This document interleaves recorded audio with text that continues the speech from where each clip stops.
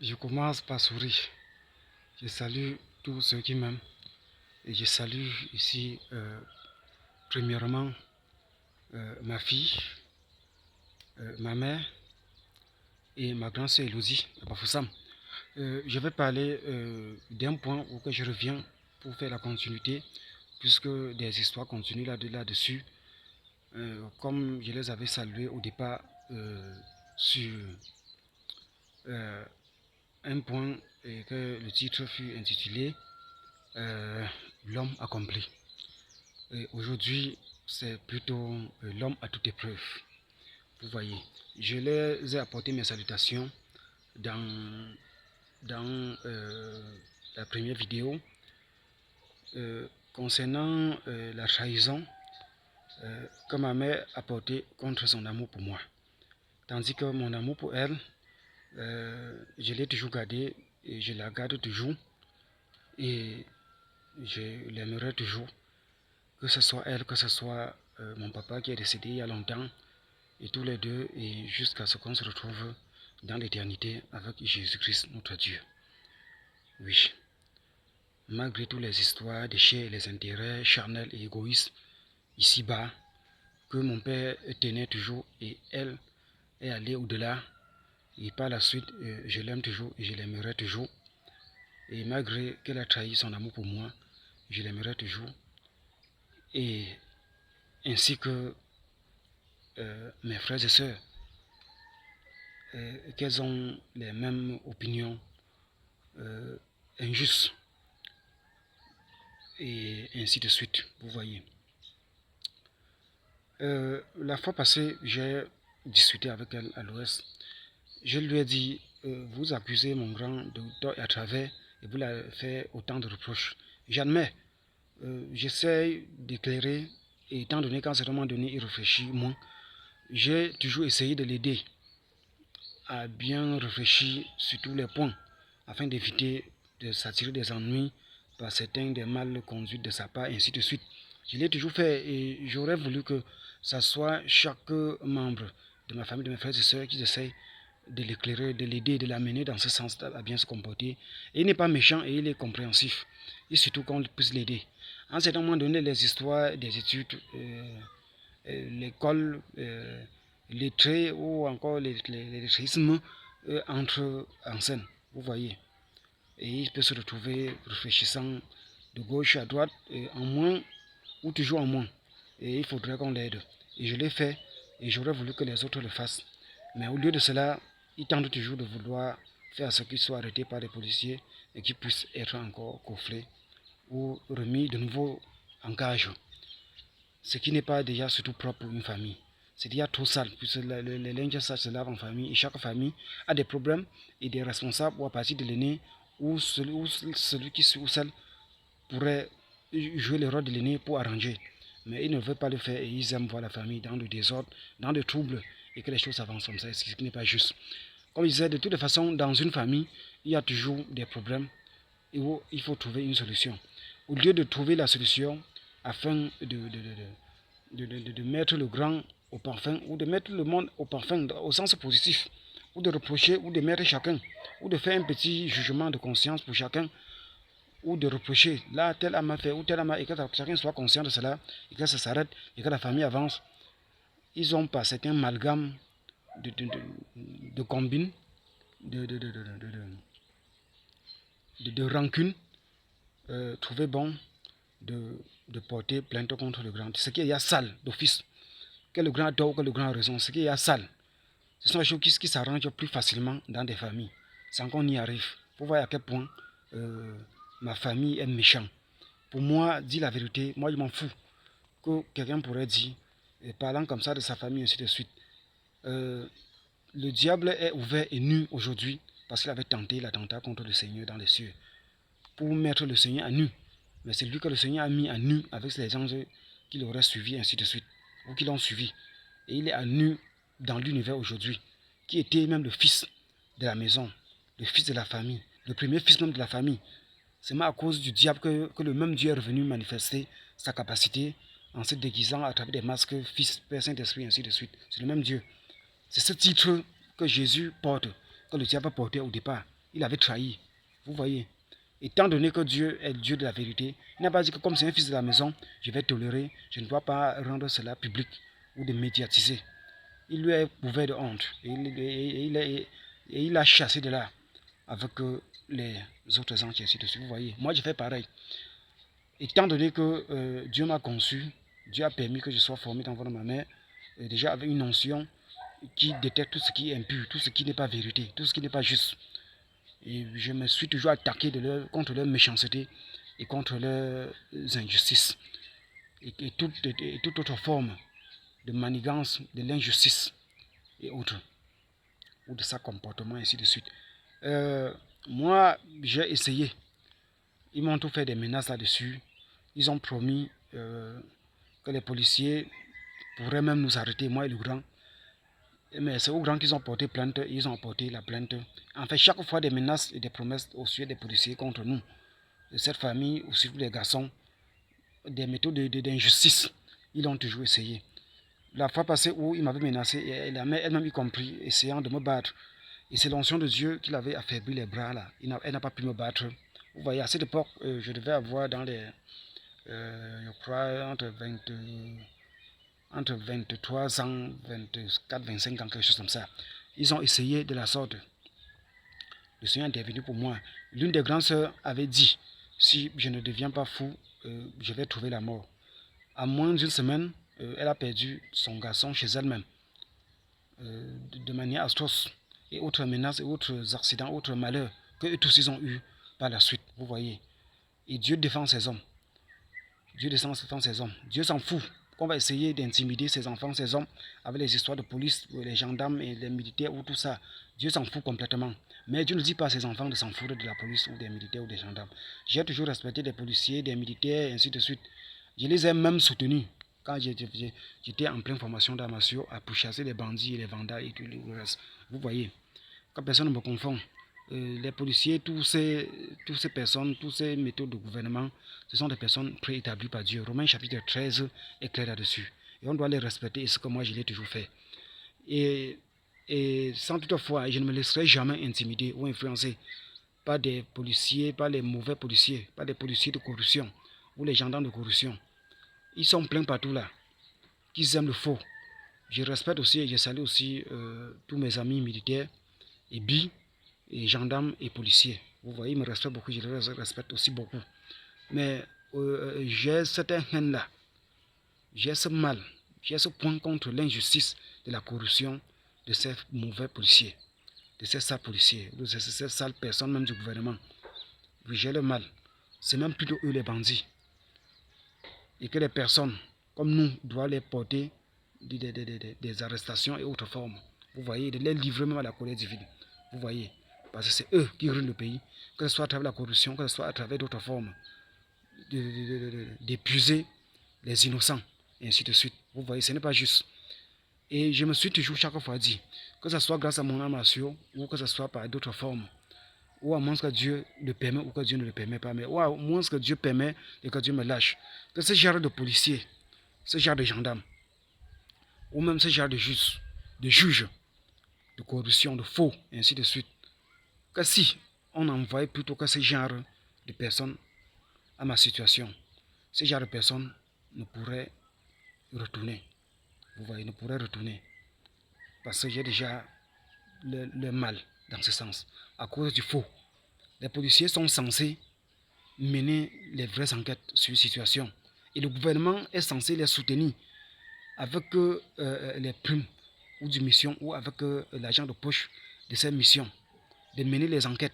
Même s'il faut mener les enquêtes sur un individu, qu'il laisse son travail passer sur certaines des enquêtes, ainsi de suite, le gouvernement, dans les normes, que ce soit n'importe quel gouvernement au monde, doit les normes même dédommager ou sponsoriser les moments où cet individu est sur l'enquête. S'il avait peut-être des réunions, peut-être la relation à sa femme, le gouvernement doit s'occuper de ça. Avant qu'après des enquêtes, si on trouve qu'il est fautif à quelque part, ou que c'est plutôt l'intrus qui est fautif, on puisse exiger un paiement du côté où l'on est fautif, et ainsi de suite. Vous voyez. Mais il semble que le plus souvent, ce n'est pas le cas. Et ce sont toujours les mêmes amalgames d'injustice, et ainsi de suite. Vous voyez, et même jusqu'au sein du gouvernement. Et ce n'est pas normal, ce n'est pas juste. Le devoir des véritables hommes de Dieu, des véritables prophètes de Dieu, c'est de dire la vérité et de prendre l'inspiration de Dieu ou des prophéties de Dieu et d'apporter au peuple et même au sein du gouvernement. Que voilà ce que Dieu lui, sans intimidation et sans peur et ainsi de suite. Et c'est ce qui est de mon droit et c'est mon devoir. Vous voyez, il y a d'autres formes qui n'est pas juste, qui n'est pas bien, qui se passent dans certains États ou dans certains gouvernements, ainsi de suite. Que toutes ces personnes changent, que ce soit au niveau des systèmes des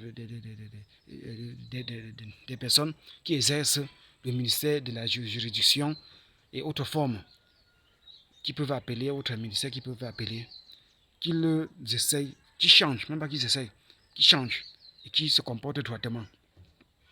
Vous voyez, parce que Dieu est là, sa colère, pour les agissements négatifs, injustes, au compte, pour des procès, les mauvais procès, les procès injustes, et tout le reste pour que les innocents se retrouvent en prison et autres formes. Que feriez-vous? Des malédictions ou des fâcheries que ces personnes méditent ou souffrent dans leur être, dans leur cœur, étant en prison. Quelle poisse cela va vous apporter? Vous ne mesurez même pas la peine de tout ça. Ou quelle malédiction, quand Dieu regarde, il juge, il voit un innocent, par fausseté, par quelques petits paquets d'argent pour soutenir le faux, et qu'un innocent qui se trouve comme ça en prison, pour souffrir quelques années. Et quand vous envoyez vos enfants à l'école, il est là. Vous rationnez vos femmes, vous nourrissez vos femmes. Cette personne est là, en pensant mal contre vous, à votre sujet. En fait, soit contre tout le staff. Parce que ça commence soit à la gendarmerie ou au commissariat, ça grimpe étape par étape, juge, le procureur, ainsi de suite, ça que quelqu'un se trouve soit en prison ou quelqu'un se retrouve acquitté.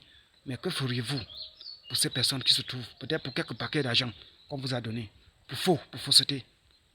Vous connaissez le poids qu'au plan spirituel, ça va finir par peser, pas seulement sur vous plus tard, mais pour vos enfants en génération en génération. Vous mesurez tout ça. Cela veut dire qu'à un certain moment donné, vous faites tout un staff des criminels. Des criminels qu'on a placés pour rendre justice, pour établir la justice, pour établir la lumière, ou pour éclairer des gens. Mais vous devenez plutôt un amalgame des bandits.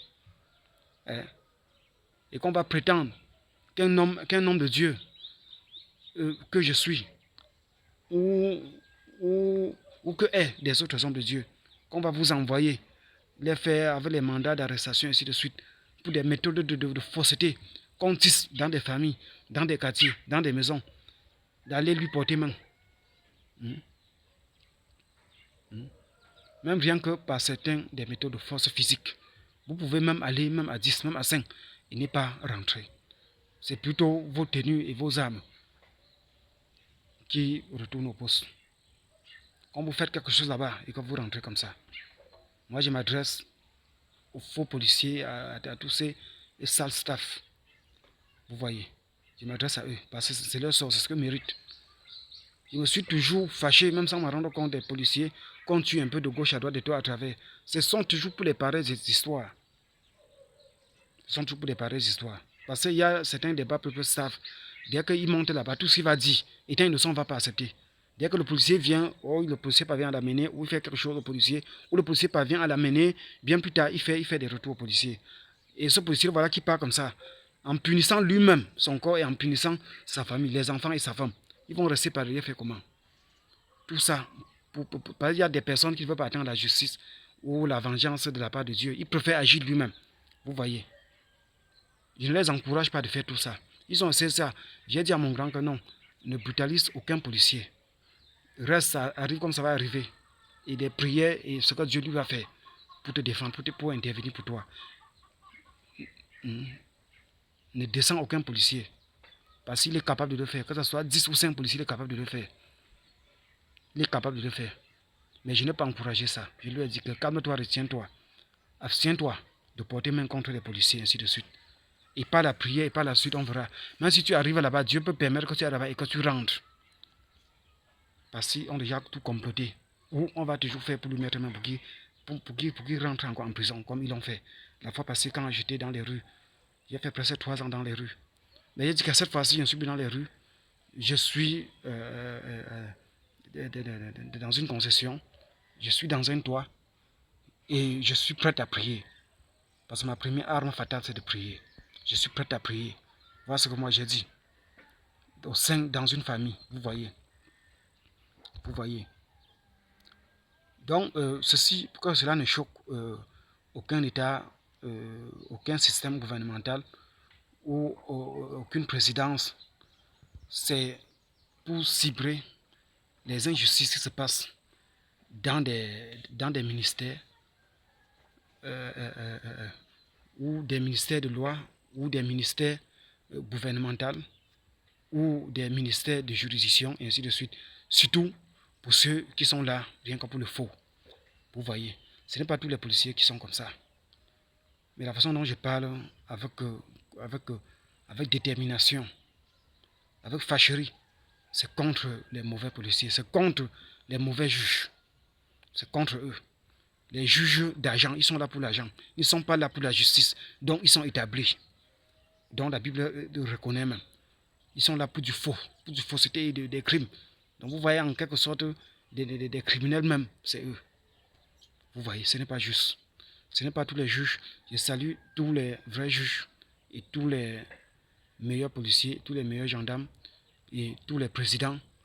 Et qu'au fur et à mesure, on est humain, au fur et à mesure, on modifie nos habitudes et qu'on change. La Bible est claire que la justice élève un pays.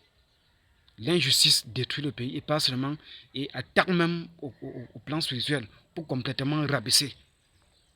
Vous voyez, pour complètement épuiser la vitalité de l'atmosphère du peuple. Vous voyez, pour complètement attaquer et bannir le succès des peuples dans un pays, et ainsi de suite. Ça, c'est l'injustice, et la Bible est claire là-dessus. Vous voyez. Et ce que moi je dis ici, c'est de la part de l'Éternel que je le fais. Et ça vient de l'Éternel. Et comme dit la Bible, si l'Éternel bâtit, tous ceux qui bâtissent en vain. Moi je l'ai fait et c'est pour l'Éternel. Vous voyez, j'ai dit toute la vérité. Ça, c'est une famille que depuis fort longtemps, j'ai toujours tout fait pour que ça s'en empare des méchancetés. Ils ne veulent pas. Ils ne veulent pas. Ils signent. Ils signent. Et ça fut vraiment des moments très malheureux pour moi. Vous voyez, d'avoir une famille pareille. Mais ce que Dieu a montré qu'il prendra soin de lui-même de leur sort. Il prend soin de lui-même de leur sort. Il fait comme il va faire, comme il a dû chaque fois faire. La Bible est claire là-dessus. Et là, c'est autre chose. Moi, à mon niveau, j'ai fait ce que je pouvais faire. Je ne peux pas parler. Je suis le petit frère, peut-être de loin, mais cela n'a rien à voir avec ça. Cela n'a rien à voir avec ce qui est moral, avec ce qui est juste, avec ce qui peut aider, avec ce qui peut positionner. Cela n'a rien à voir. Mais il n'aime pas ce qui peut positionner. Il n'aime pas ce qui peut éclairer. Il n'aime pas ce qui peut apporter la lumière. Il n'aime pas à cause de leur méchanceté. Vous voyez. Dieu leur répondra lui-même. Mais je ne pense pas que le grand va encore faire la prison cette fois-ci. Je ne pense pas. Parce que Dieu va intervenir. Dieu va intervenir. C'est pour cette raison que j'ai dit à mon grand, n'interviens pas par ta force physique. Je sais que tu es fort. Les policiers, on les envoie seulement en mission et ils se lèvent. De toute façon, dès qu'on te porte plainte et qu'on t'amène là-bas, on t'a déjà mis dans des problèmes. Parce que d'après l'amalgame de justice, dans l'injustice de fausseté, c'est que c'est le premier plaignant qui gagne. Ce n'est même pas logique. C'est même pas logique. Quelqu'un peut aller se plaindre pour quelque chose. On entend l'autre, on mène les enquêtes pour s'assurer. On dit au premier plaignant même, si on mène les enquêtes, ça sort que c'est plutôt toi qui es fautif. On va te sanctionner 10 fois par rapport à la plainte que tu as portée contre l'autre et lui laisser dans sa liberté. Ils ne font pas ça. Et j'ai remarqué comme ça dans plusieurs coins, que ce soit des commissariats, que ce soit des juges et tout le reste. Ils ne font pas ça. Ce qui est déjà fautif. Avant de délivrer la convocation contre quelqu'un, il faut d'abord poser la question au plaignant. Rassure-toi qu'on va faire nos petits, dans quelle saison qu'on parle de la police judiciaire, on va faire notre petite enquête ici, avant que ça passe, soit chez le procureur, chez le juge, ou quoi, ainsi de suite, pour compléter ou la prison, ou ainsi de suite, ou une détention, ou pour plus tard une détention, et quelque chose de la sorte. Mais ce n'est pas le cas. On met en terme, quand il est venu se plaindre, pourquoi le frère n'est pas aussi venu? Là, il est déjà. Non. Craignons Dieu, craignez quand même Dieu. Craignez quand même Dieu. Et elle a fait. C'était pour discuter pour les histoires de 15 000. Le grand l'avait prêté 15 000. Elle n'a même pas essayé de réclamer ça plusieurs fois. Maintenant, pour vendre ces 15 000, elle est allée dans le champ du grand déterrer le manioc. Quand il était le manioc, elle est venue d'engueuler le grand. Même engueuler son grand frère, la loi condamne aussi. Et j'avais dit au grand que laisse, elle t'engueule, laisse. Dieu seul saura comment la répondre. Laisse. Il la porte même pas main. Pour profiter parce que c'est ta petite soeur. Le grand a laissé tomber. Quelques jours après, elle vient apporter la convocation au grand. Tantôt elle menace que le grand approchait la nièce pour certaines amitiés. Ou comme ils appellent les incestes et tout le reste. Et c'était toujours à travers des faussetés. Et le grand a fait demi-tour. Le grand est rentré. J'ai dit au grand que reste de ton côté. Elle reste de son côté avec ses enfants.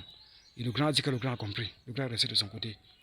Par la suite, elle n'a pas porté plainte. Ou elle a porté plainte pour accusation de leurs histoires d'inceste. Ou elle a porté plainte pour prêt d'argent. Mais elle ne peut pas parler qu'elle est allée dans le champ du grand voler le manioc. Elle ne peut pas parler. Et pour fausse accusation, les histoires qu'elle parle entre elle et la nièce, machin. Elles n'ont jamais des preuves de ça. Donc ce sont que des fausses accusations. Elles n'ont jamais des preuves. Ou d'aller faire soit des tests d'ADN, machin, comme voici, les empreintes du grand, machin. Rien. Donc, c'est pour cette raison que, pour moi, j'ai essayé d'aborder les autres soeurs. Moi, j'ai compris qu'ils sont tous ensemble, contre moi et le grand, ainsi que la mère. Ils ont parlé même de me blesser avec la machette, ils vont faire même la main, ainsi de suite. J'ai dit que bon, pour moi, ce n'est pas nouveau. Ce n'est pas nouveau. Donc, vraiment, c'est terrible. C'est terrible dans une famille.